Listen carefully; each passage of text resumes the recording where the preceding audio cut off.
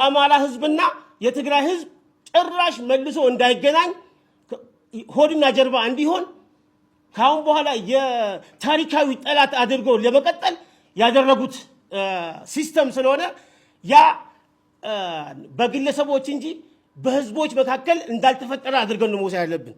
ምክንያቱም የአማራ ህዝብ የትግራይ ወንድም ህዝብ ነው። የአገው ህዝብ የትግራይ ወንድም ህዝብ ነው። የአፋር ህዝብ የትግራይ ወንድም ህዝብ ነው።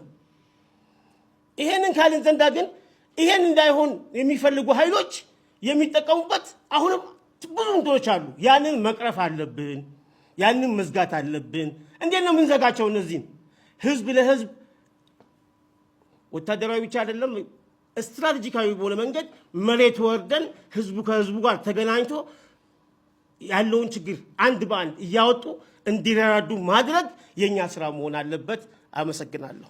በመጀመሪያ ጸግሽ ላቀረብኩ ፕሬዘንቴሽን በጣም አድናቆት አለኝ። ማለት እንዴት ተፈጠረ ይሄ አሁን የምናየው ኪዮስ እንዴት ተፈጠረ? እሱስ ምን ይዞብን መጣ?